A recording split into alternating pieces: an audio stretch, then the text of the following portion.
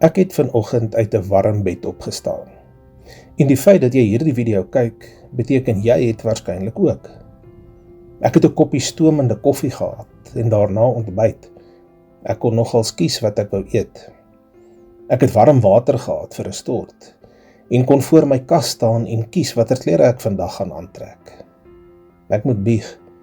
Ek kan nie onthou wanneer laas ek daaraan gedink het dat om te kan kies 'n groot genade is nie.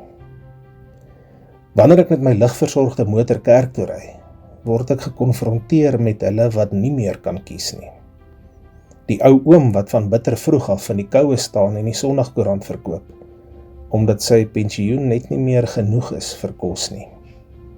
Die bedelaar by die robot wat so verwese moontlik lyk, terwyl ek probeer om nie oogkontak te maak nie.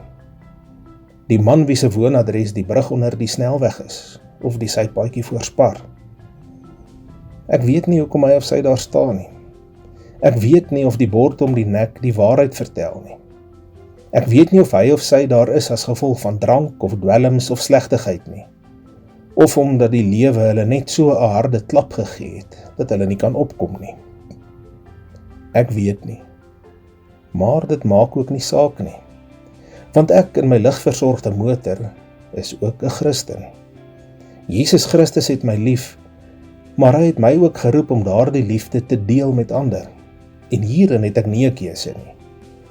In Jakobus 2 vers 15 tot 16 lees ons: As 'n broer of 'n suster sonder klere en daaglikse kos is, en een van julle sê vir hulle, gaan in vrede, word warm en word versadig, maar julle gee nie vir hulle wat die liggaam nodig het nie. Wat help dit? Kom ons as hervormde kerk wees gehoorsaam aan hierdie roeping.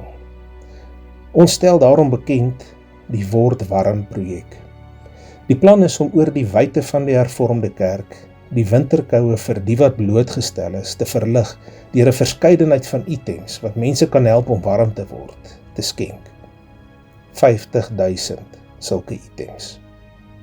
Dit klink baie, maar as elkeen van ons iets doen, kan ons maklik by hierdie doelwit uitkom. Omdat ons gelowiges is, gaan ons dit uit Christelike barmhartigheid doen. Dit beteken ons gaan self in ons gemeenskappe vir die wat koud is die items gee om hulle te help warm word. As dit wêreldse liefdadigheid was, kon ons dalk items bymekaar gemaak en dit vir iemand anders gelos het om af te lewer. Maar in Christelike barmhartigheid kyk ons in iemand se oë en sien 'n broer of 'n suster daarin raak. Daar is so baie wat ons kan gee. Komberse, truie, baadjies, serpe, skoene, 'n bord warm kos. Kom ons begin nou reeds items bymekaar maak. Brei of maak of koop of net wat jy wil. Enige item wat goed genoeg is dat jy dit self sal dra, sal werk.